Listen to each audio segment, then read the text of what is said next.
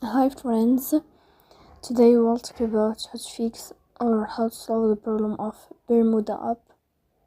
We click on settings. Here you can click on apps, default apps, app settings.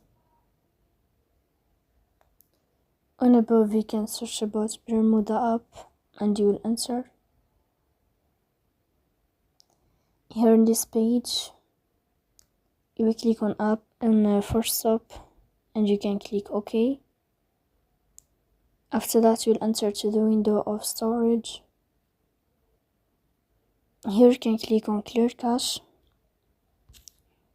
In the end you can turn off your phone and you can turn on your phone again.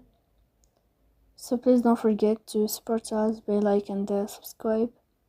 See you next time in another video, and thank you for your attention and your watching.